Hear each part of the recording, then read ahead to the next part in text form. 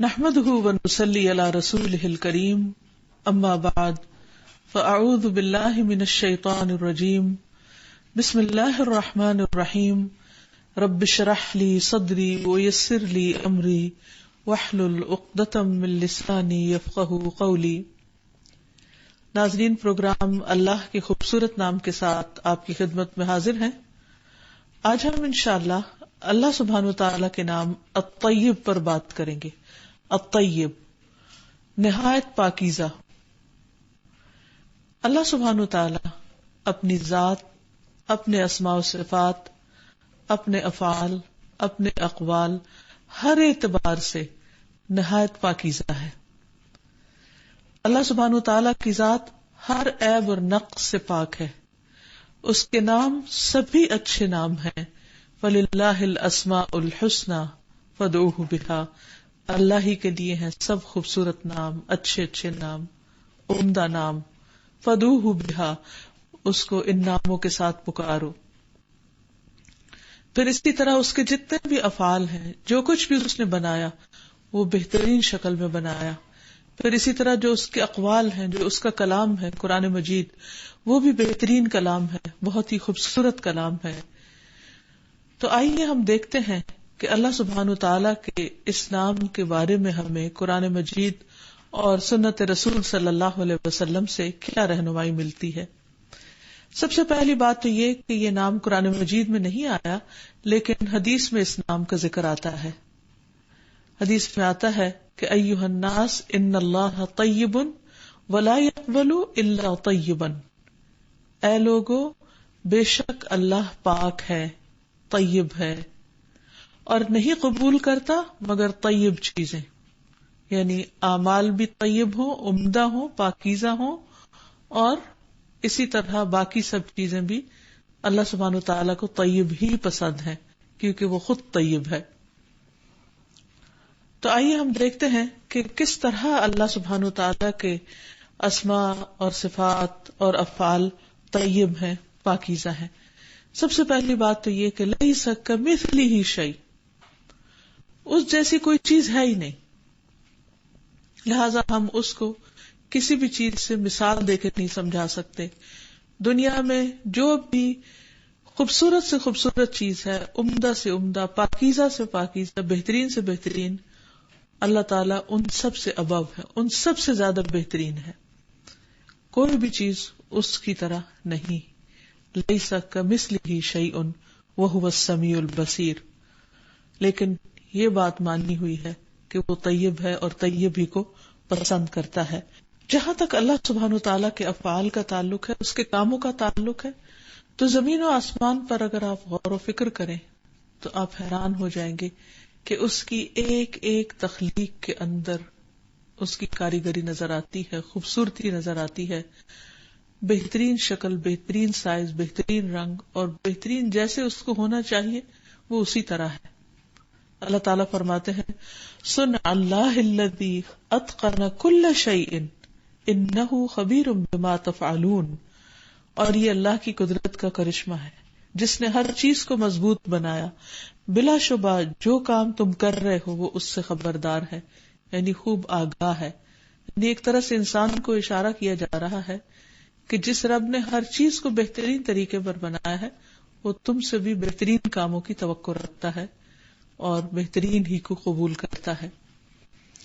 آسمان پر نظر دوڑائیں تو سورۃ الملک میں اللہ تعالیٰ فرماتے ہیں تبارک الذی بیدہ الملک، بہت بابرکت ہے وہ جس کے ہاتھ میں پوری کائنات کی بادشاہت ہے۔ الذی خلق الموت والحیاۃ لیبلوکم ایکم احسن عملا، جس نے زندگی اور موت کو بنایا تاکہ تم میں دیکھے کہ کون اچھے عمل کرتا ہے۔ وہو العزیز الغفور، وہ زبردست بھی ہے، بخشش فرمانے والا بھی ہے۔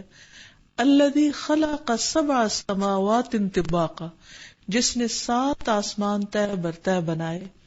ما تری فی خلق الرحمن من تفاوت، تم رحمان کی تخلیق میں کسی قسم کی کوئی بے ربطی نہ پاؤ گے۔ اور پھر اللہ تعالیٰ دعوت دیتے ہیں فرجع البصر هل تری من فطور، اپنی نگاہ پلٹاؤ، کیا تمہیں کوئی خلل نظر آتا ہے؟ ثم ارجع البصر کرتین، پھر بار بار نگاہ دوڑاؤ، یعنی ایک بار نہیں کئی بار دیکھو. ما تری فی خلق الرحمن من تفاوت، رحمان کی تخلیق میں کسی قسم کا کوئی تفاوت نہیں، کوئی بے ربطی نہیں ہے. اور اس کے آخر میں فرمایا کہ تمہاری نگاہ تھک کر نامراد پلٹ آئے گی، لیکن تمہیں کسی قسم کا کوئی رخنا نظر نہیں آئے گا، کوئی خرابی نظر نہیں آئے گی. اور یہ ایک حقیقت ہے کہ اللہ تعالیٰ نے جو بھی چیز بنائی بہترین حالت پر بنائی. خود انسان کی تخلیق میں آپ دیکھیے کہ اللہ تعالیٰ فرماتے ہیں لَقَدْ خَلَقْنَا الْإِنسَانَ فِي أَحْسَنِ التَّقْوِيمِ، ہم نے انسان کو بہترین حالت پر پیدا کیا، یعنی بہترین شکل و صورت کے ساتھ پیدا کیا. پھر آسمان کی طرف اگر ہم دوبارہ دیکھیں تو آسمان کے بدلتے رنگ اور اس پر جو بادل ہیں اور جو بادلوں کے مختلف ڈیزائن بنتے ہیں، اور پھر سورج کا طلوع اور غروب ہونا اور اس کے منظر اور شفق کے رنگ، اور پھر مختلف موسموں میں اور بارش کی حالت میں مختلف اس کی بدلتی حالتیں، اور پھر رات کے وقت جب اندھیرا ہوتا ہے ستاروں کا آسمان پر چمکنا، یہ سب کچھ انتہائی خوبصورت منظر پیش کرتے ہیں. یہ ایسا حسن ہے، ایسی بیوٹی ہے کہ جس کی طرف کوئی بھی دیکھے بغیر اور اس کو اپریشیٹ کیے بغیر رہ نہیں سکتا. تو حقیقت یہ ہے کہ ان اللہ طیب، اللہ تعالی بہت پاکیزہ ہے، پاکیزہ چیزیں، عمدہ چیزیں ہی اس کو پسند ہے. جیسے کہ اور جگہ پر فرمایا کہ ان اللہ جمیل یحب الجمال، بے شک اللہ تعالیٰ خوبصورت ہے اور خوبصورتی کو پسند کرتا ہے. پھر اسی طرح جو ہوائیں وہ چلاتا ہے ان کے بارے میں بھی قرآن مجید میں آتا ہے کہ وہ پاکیزہ ہوائیں چلاتا ہے اور جس کے ذریعے بہت سے امور طے پاتے ہیں. فرمایا هو الذی یسیرکم فی البر والبحر حتی اذا کنتم فی الفلک وجرین بہم بریح طیبۃ وفرحوا بها جاءتها ریح عاصف وجاءهم الموج من كل مكان وظنوا انهم احيط بهم دعوا الله مخلصين له الدين لئن انجيتنا من هذه لنكونن من الشاكرين.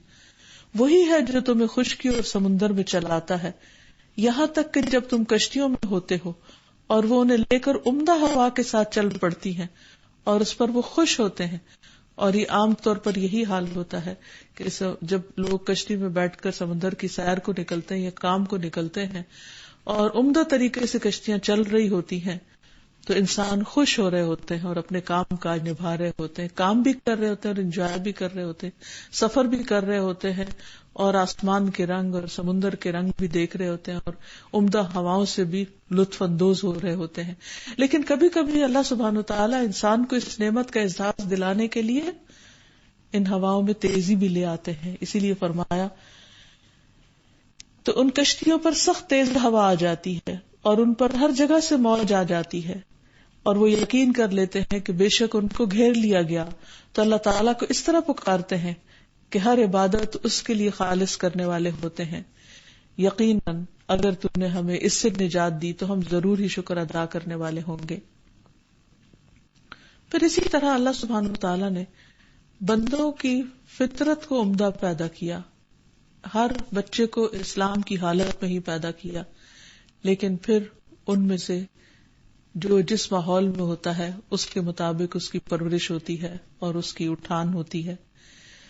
پھر جو لوگ نیکی کا رستہ اختیار کرتے ہیں اللہ تعالیٰ ان کو دنیا میں بھی پاکیزہ زندگی بسر کرواتا ہے.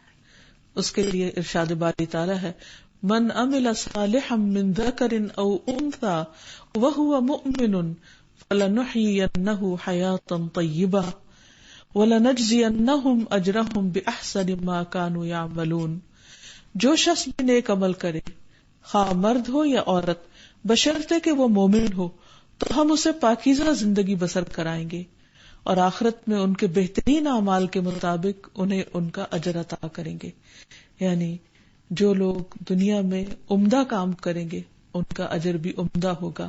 یہ اللہ کا وعدہ ہے، یعنی جیسا کرو گے ویسا بھرو گے. پھر اسی طرح اللہ تعالی لوگوں کو دنیا میں رہنے کے لیے نہ صرف یہ کہ ان کی ذاتی زندگیاں بہترین ہوتی ہیں، بلکہ جن شہروں میں وہ رہتے بستے ہیں ان کو بھی اللہ تعالیٰ ان کے لیے پاکیزہ بنا دیتا ہے. جیسے ابراہیم علیہ السلام اور ان کی اولاد اسماعیل علیہ السلام اور ان کی اولاد کے لیے اللہ تعالیٰ نے مکہ کے شہر کو چنا، اور جہاں وہ ہر طرح کی شرک کی گندگی سے دور ہو کر وہاں آ کر ایک تو خالص توحید پر انہوں نے اس شہر کو آباد کیا، تو وہ بھی بلدۃ طیبۃ بن گیا کہ بہترین پاکیزہ شہر جس میں رہنے والے پرامن تھے. حالانکہ وہاں کی زمین کچھ اگاتی نہیں تھی، لیکن چونکہ صرف اللہ کا نام لیا جاتا تھا تو وہ محدود وسائل زندگی میں بھی ایک پرامن علاقہ بن گیا.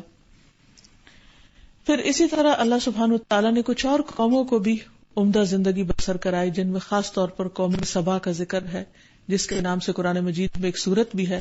فرمایا لقد كان لسبأ في مسكنهم آية جنتان عن يمين وشمال كلوا من رزق ربكم واشكروا له بلدة طيبة ورب غفور.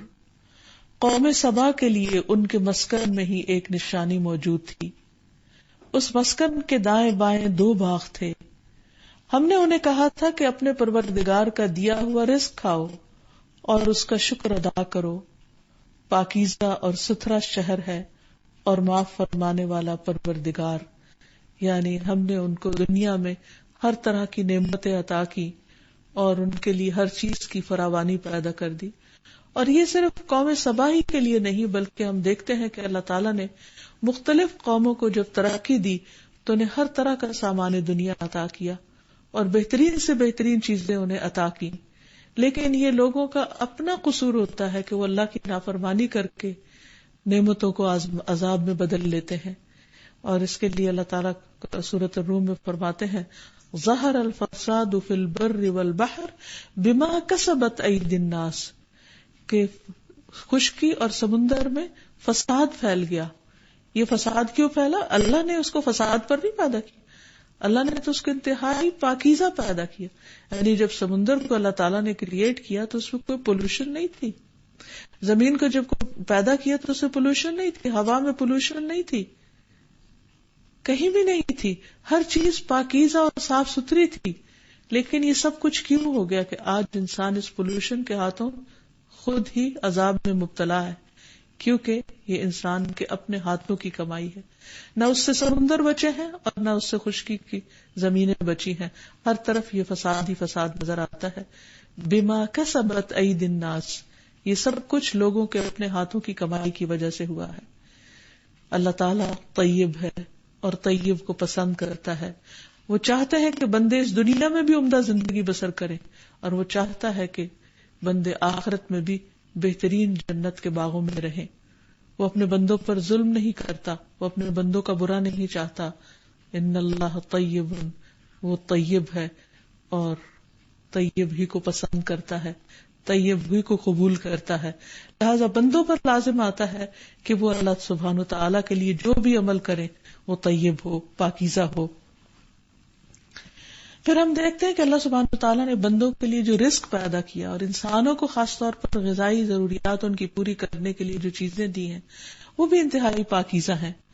فرمایا قل من حرم زینۃ اللہ التی اخرج لعبادہ والطیبات من الرزق، کہہ دیجئے اللہ تعالیٰ نے اپنے بندوں کے لیے جو زینت اور کھانے کی پاکیزہ چیزیں پیدا کی ہیں انہیں کس نے حرام کیا ہے؟ یعنی اللہ نے ان کے لیے حلال کیا ہے، اور وہ اس میں بہت زیادہ ویرائٹی ہے. جو اپنی حسب پسند مرضی کی چیزیں ہیں وہ ان کو کھا سکتے ہیں. آپ کہیے کہ یہ چیزیں دنیا کی زندگی میں ان لوگوں کے لیے ہیں جو ایمان لائے، اور قیامت کے دن تو خالصتاً انہی کے لیے ہوگی. یعنی اللہ نے دنیا میں بھی کھانے پینے میں اور استعمال کی چیزوں میں جو زینت رکھی ہے، جو خوبصورتی رکھی ہے، جو اٹریکشن رکھی ہے، وہ اہل ایمان پر حرام نہیں کی. صرف یہ ہے کہ حلال طریقے سے اس سے حاصل کریں اور حلال راستے میں اور حلال طریقے پر ہی اس کو استعمال کریں. پھر فرمایا ہم اپنی آیات کو صاف صاف بیان کرتے ہیں ان لوگوں کے لیے جو علم رکھتے ہیں. اسی طرح اللہ سبحانہ تعالیٰ نے جو مرد اور عورت کے بیچ میں رشتہ رکھا اس کو بھی نکاح کے ذریعے پاکیزہ قرار دیا، اور اس کے اندر بھی پاکیزگی کا ایلیمنٹ رکھا. فرمایا واللہ جعل لکم من انفسکم ازواجا وجعل لکم من ازواجکم بنین وحفدا ورزقکم من الطیبات افبالباطل یؤمنون وبنعمت اللہ ہم یکفرون. اور اللہ نے تمہارے لیے خود تمہیں میں سے بیویاں بنائی اور تمہارے لیے تمہاری بیویوں سے بیٹے اور پوتے بنائے. یعنی کتنی نعمتیں عطا کی تمہیں, اور تمہیں پاکیزہ چیزوں سے رزق دیا. تو کیا وہ باطل کو مانتے اور اللہ کی نعمت کا انکار کرتے ہیں؟ دینے والا تو سب کچھ ان کو اللہ ہی ہے, اور وہ کسی اور کے شکر گزار ہوتے ہیں, یا کسی اور کی عبادت کرتے ہیں, یا کسی اور کی طرف رجوع کرتے ہیں. پھر ایک اور دلچسپ بات یہ ہے کہ اللہ تعالیٰ نے انسان کے لیے جتنی بھی کھانے پینے کی چیزیں پیدا کی, جو ان میں سے اکثریت جو ہے وہ حلال ہے. چند ایک حرام چیزوں کا ذکر آتا ہے قرآن مجید میں یا نبی صلی اللہ علیہ وسلم کی سنت سے ہمیں پتہ چلتا ہے. باقی کثیر تعداد میں جو انسانوں کے لیے پیدا کیا وہ عمدہ, پاکیزہ اور ان کے فائدے کا ہے. پھر جہاں تک حلال اور حرام کا تعلق ہے تو اس میں بھی جتنی پاکیزہ چیزیں ہیں ان کو اللہ تعالیٰ نے حلال قرار دیا اور خبیث چیزوں کو حرام قرار دیا. جب لوگوں نے پوچھا کہ ان کے لیے کیا حلال ہے تو بہت آسان جواب دیا گیا کہ پاکیزہ چیزیں سب ان کے لیے حلال ہیں. یسألونک ماذا احل لہم, وہ آپ سے پوچھتے ہیں کہ ان کے لیے کیا کچھ حلال ہے. قل احل لکم الطیبات, کہہ دیجئے سب پاکیزہ چیزیں تمہارے لیے حلال ہیں. یعنی حلال کا دائرہ بہت وسیع ہے اور اس کا جو معیار ہے وہ پاکیزگی ہے, صفائی ہے, اس کا بہترین ہونا ہے. پھر اسی طرح رسول اللہ صلی اللہ علیہ وسلم کو جب بھیجا گیا تو آپ کو ایک ذمہ داری یہ بھی دی گئی کہ وہ لوگوں کے لیے پاک چیزوں کو حلال قرار دیں, جن کو پچھلی امتوں کے لوگوں نے اپنے اوپر خود سختی کرتے ہوئے حرام قرار دے دیا تھا, یا ان کے گناہوں کی وجہ سے وہ چیزیں جو اصلاً حلال تھی, پاکیزہ تھی, ان پر حرام قرار دی گئی تھی. اس سلسلے میں قرآن مجید میں آتا ہے الذین یتبعون الرسول النبی الامی الذی یجدونہ مکتوبا عندہم فی التوراۃ والانجیل یأمرہم بالمعروف وینہاہم عن المنکر ویحل لہم الطیبات ویحرم علیہم الخبائث. جو لوگ اس رسول کی پیروی کرتے ہیں جو نبی امی ہے, جس کا ذکر وہ اپنے ہاں تورات اور انجیل میں لکھا ہوا پاتے ہیں, وہ رسول انہیں نیکی کا حکم دیتا ہے اور برائی سے روکتا ہے, ان کے لیے پاکیزہ چیزوں کو حلال اور خبیث کو حرام کرتا ہے, ان کے بوجھ ان پر سے اتارتا ہے, اور وہ بندشیں کھولتا ہے جن میں وہ جکڑے ہوئے تھے. لہٰذا جو لوگ اس پر ایمان لائے اور اس کی حمایت اور مدد کی اور اس روشنی کی پیروی کی جو آپ کے ساتھ نازل کی گئی, تو یہی لوگ فلاح پانے والے ہیں. تو اس سے یہ پتہ چلتا ہے کہ نبی صلی اللہ علیہ وسلم کے فرائض منصبی میں ایک چیز یہ بھی تھی کہ وہ پاکیزہ چیزوں کو لوگوں کے لیے حلال کریں تاکہ ان کی زندگی ان پر آسان ہو. پھر اسی طرح پاک کو ناپاک سے الگ کرنے والا بھی اللہ سبحانہ وتعالی ہی ہے. فرمایا ما کان اللہ لیذر المؤمنین علی ما انتم علیہ حتی یمیز الخبیث من الطیب وما كان الله ليطلعكم على الغيب ولكن الله يجتبي من رسله من يشاء فآمنوا بالله ورسله وإن تؤمنوا وتتقوا فلكم أجر عظيم. اللہ تعالیٰ مومنوں کو اسی حال پر نہ چھوڑے گا جس حال پر اس وقت تم ہو, جب تک کہ پاک کو ناپاک سے جدا نہ کر دے. یعنی انسانوں کے مزاج کے اندر, طبیعتوں کے اندر, ان کے اعمال کے اندر, ان کی گفتگو کے اندر, ان کی نیتوں کے اندر بعض اوقات آلائشیں ہو جاتی ہیں, تو اللہ تعالیٰ ایک کے بعد ایک ٹیسٹ ڈالتا رہتا ہے تاکہ وہ صاف ہو جائے اور انسان کا کھرا کھوٹا الگ ہو جائے اور ان کے اندر کی جو غلطیاں ہیں وہ ختم ہو جائیں. تو دنیا میں اہل ایمان کا تزکیہ کرنے کے ساتھ ساتھ اللہ سبحانہ وتعالیٰ ان کو جو احکامات دیتا ہے عمل کرنے کے لیے وہ بھی نہایت پاکیزہ ہے. مثلاً سلام کا حکم قرآن مجید میں دیا گیا. اللہ تعالیٰ فرماتے ہیں فَإِذَا دَخَلْتُمْ بُيُوتًا فَسَلِّمُوا عَلَىٰ أَنفُسِكُمْ تَحِيَّةً مِّنْ عِندِ اللَّهِ مُبَارَكَةً طَيِّبَةً كَذَلِكَ يُبَيِّنُ اللَّهُ لَكُمُ الْآيَاتِ لَعَلَّكُمْ تَعْقِلُونَ. جب تم گھروں میں داخل ہوا کرو تو اپنے لوگوں کو یعنی گھر والوں کو سلام کہا کرو, یہ اللہ تعالیٰ کی طرف سے مبارک اور پاکیزہ تحفہ ہے, یہ طیب تحفہ ہے. یعنی اللہ تعالیٰ کا یہ حکم جو ہے وہ ایک تحفے کی حیثیت رکھتا ہے تمہارے لیے. اسی طرح اللہ تعالیٰ اپنی آیات تمہارے لیے کھول کھول کر بیان کرتا ہے تاکہ تم سمجھ سے کام لو، یعنی صحیح رستہ اختیار کرو، پاکیزہ رستہ اختیار کرو. اور جو لوگ دنیا میں پاکیزہ رستہ اختیار کرتے ہیں وہ پاکیزہ جنت کے وارثوں میں ہوگا، اور جو لوگ دنیا میں اللہ سبحانہ وتعالیٰ کا پاکیزہ راستہ اختیار کرتے ہیں وہ آخرت میں بھی اللہ تعالیٰ کی پاکیزہ جنتوں کے وارث ہوں گے جن میں ان کے لیے پاکیزہ بیویاں ہوں گی. جیسے قرآن مجید میں آتا ہے وَلَهُمْ فِيهَا أَزْوَاجٌ مُطَهَّرَةٌ وَهُمْ فِيهَا خَالِدُونَ، کہ اس میں ان کے لیے پاکیزہ ازواج ہوں گے اور وہ اس میں ہمیشہ ہمیشہ رہیں گے. پھر اسی طرح فرمایا وَمَسَاكِنَ طَيِّبَةً فِي جَنَّاتِ عَدْنٍ، اور عمدہ گھر، بہترین گھر جنت عدن میں.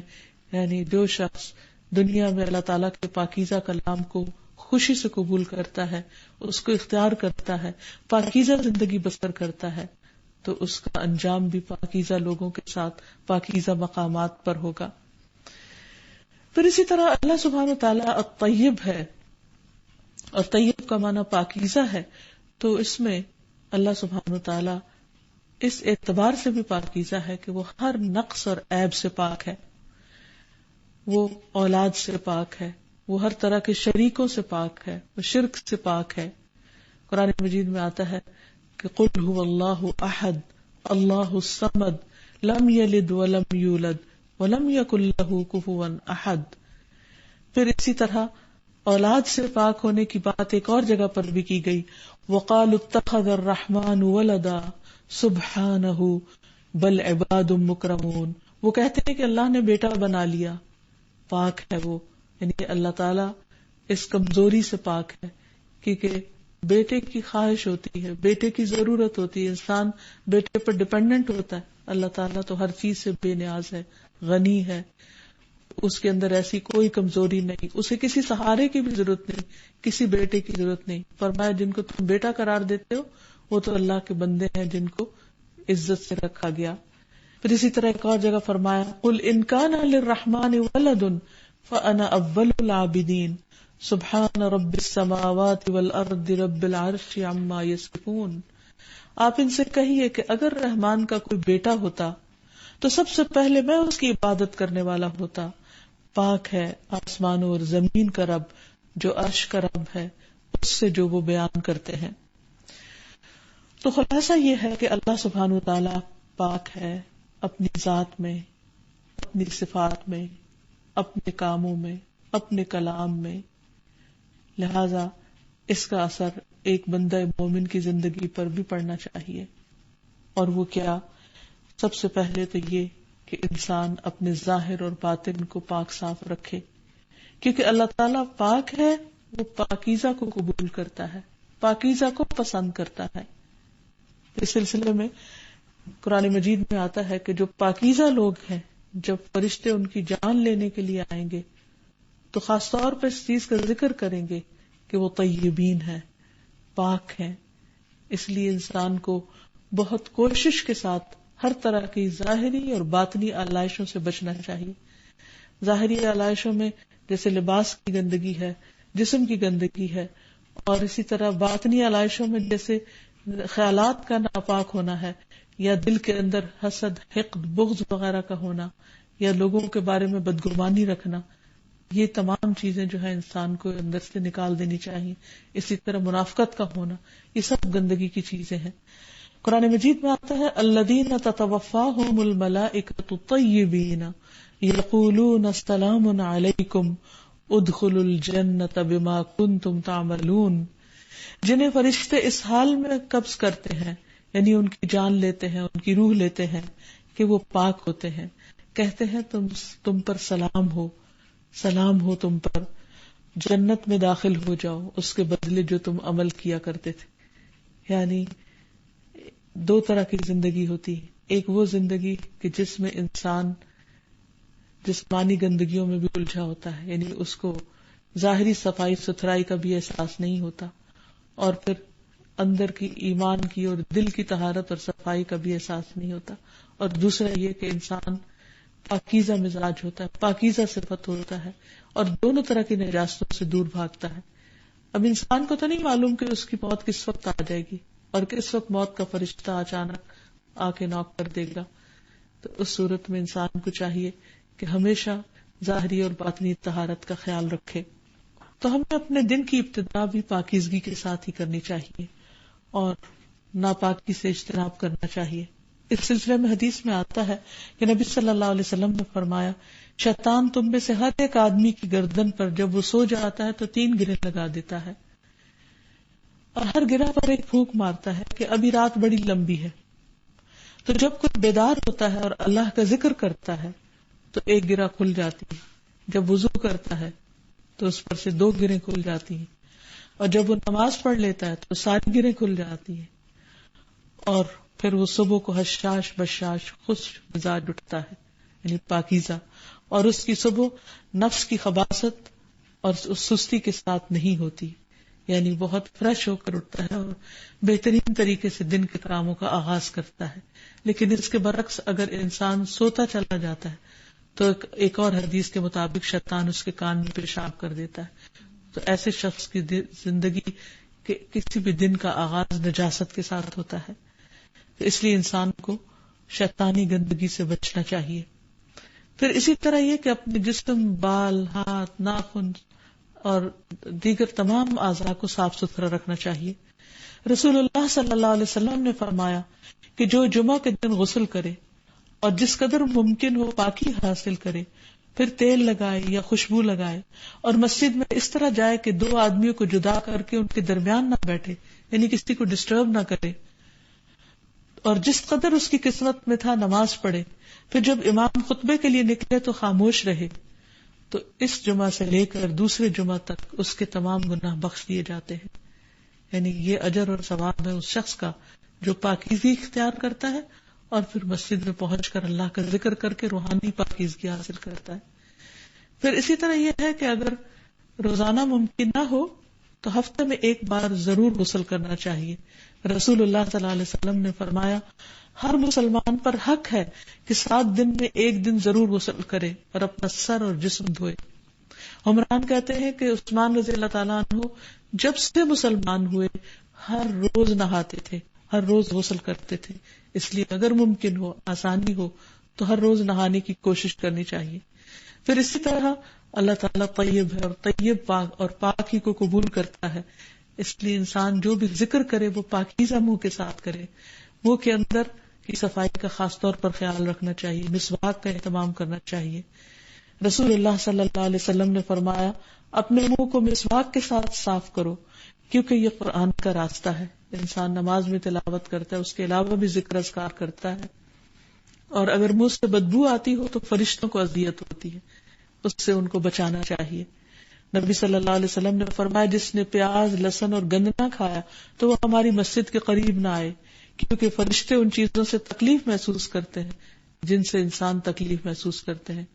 اور اس زمانے میں سگریٹ تو نہیں ہوتی تھی، لیکن آج سگریٹ پینے سے بھی انسان کو خود اور آس پاس کے دوسرے لوگوں کو اور ان کے کپڑوں تک میں بدبو گھس جاتی ہے، تو اس سے بھی پرہیز کرنا چاہیے. پھر اسی طرح جسم کے دیگر حصوں کی صفائی کرنا بھی ضروری ہے. ابو ہریرہ کہتے ہیں کہ 5 چیزیں فطری ہیں: ختنہ کرنا، زیر ناف بال صاف کرنا، بغل کے بال اکھاڑنا، ناخن تراشنا اور مونچھوں کو کتروانا. یہ تمام چیزیں انسان کو پاک صاف کرتی ہیں. اسی طرح صاف ستھرے کپڑے پہننا. نبی صلی اللہ علیہ وسلم کو جو دوسری وحی ملی اس میں خاص طور پر کپڑوں کی صفائی کا ذکر تھا، وَثِيَابَكَ فَطَهِّرْ وَالرُّجْزَ فَاهْجُرْ، کہ اپنے کپڑے پاک رکھیے اور گندگی سے پرہیز کیجیے. پھر اسی طرح ایک شخص نبی صلی اللہ علیہ وسلم کے پاس آیا جس کے کپڑے میلے کچیلے تھے. آپ نے فرمایا، اس سے کوئی ایسی چیز میسر نہیں جس سے یہ اپنے کپڑوں کو دھو لے، یعنی آپ کو اس سے تکلیف ہوئی کہ اس نے میلے کپڑے پہن رکھے ہیں. آج بھی ہمیں سوچنا چاہیے کہ اگر ہماری نبی صلی اللہ علیہ وسلم سے ملاقات ہو تو ہمارے لباس کے بارے میں وہ کیا کہیں گے. پھر اسی طرح یہ ہے کہ انسان اپنے کپڑوں کی بدبو سے دوسروں کو اذیت نہ دے. نبی صلی اللہ علیہ وسلم کی مسجد میں جب لوگ دور سے آتے اور پسینے کی بدبو آتی تو آپ خاص طور پر پھر پاکیزگی اور صفائی کی طرف توجہ دلاتے. پھر اسی طرح سوتے وقت بھی انسان کو پاک صاف ہو کر سونا چاہیے. جو شخص باوضو رات کو سوتا ہے اس کے بستر میں فرشتہ رات گزارتا ہے. جب بھی وہ رات کی کسی گھڑی میں نیند سے بیدار ہوتا ہے تو فرشتہ کہتا ہے اے اللہ اپنے فلاں بندے کو معاف کر دے اس لیے کہ یہ باوضو سویا ہے. پھر خوشبو کا اہتمام کرنا چاہیے. جب رسول اللہ صلی اللہ علیہ وسلم کہیں سے گزرتے تو عمدہ خوشبو کی وجہ سے پہچانے جاتے کہ یہاں سے نبی صلی اللہ علیہ وسلم گزرے ہیں. پھر اسی طرح رات کے وقت بھی آپ کے گزرنے کو پہچان لیا جاتا آپ کی خوشبو کی وجہ سے. اور آپ کو یہ بات سخت ناپسند تھی کہ آپ سے کسی قسم کی بو آئے.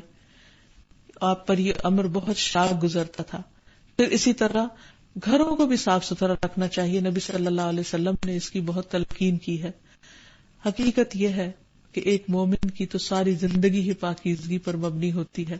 قرآن مجید میں مومن کی جو مثال دی گئی ہے وہ شجرہ طیبہ کے ساتھ دی گئی ہے. فرمایا مثل کلمۃ طیبۃ کشجرۃ طیبہ اصلها ثابت وفرعها فی السماء تؤتی اکلها کل حین بإذن ربها ویضرب اللہ الامثال للناس لعلہم یتفکرون. پاکیزہ کلمے کی مثال یعنی جب ایک بندہ مومن لا الہ الا اللہ پڑھ لیتا ہے اور شرک کی نجاست سے باہر نکل آتا ہے تو اس کی مثال ایسے ہی ہے جیسے ایک پاکیزہ درخت ہو. یعنی ایمان کا بیج جب بویا جاتا ہے اور اس سے جو درخت نکلتا ہے تو مومن کی مثال اس درخت کی طرح ہے. اور ایک حدیث کے مطابق وہ کھجور کا درخت بتایا گیا ہے کہ اصلها ثابت جس کی جڑ بڑی مضبوط ہے وہ فرعها فی السماء اور شاخیں آسمان تک پہنچی. نہیں دور سے ایسے دیکھیں اگر درخت کے سین کو تو یوں لگتا ہے جیسے شاخیں آسمان سے ٹکرا رہی ہوں. اور پھر اس کی خوبی کیا ہے تؤتی اکلها کل حین باذن ربها وہ ہر موسم میں اپنے پھل دیتا ہے اپنے رب کے اذن سے. یعنی جب کھجوروں کے خوشے نکلتے ہیں تو اس کی ساری ہی چیزیں استعمال کے قابل ہوتی ہیں حتیٰ کہ کھجوریں پک جائیں. اور اس کا درخت ایور گرین درخت ہوتا ہے اس پر خزاں نہیں آتی.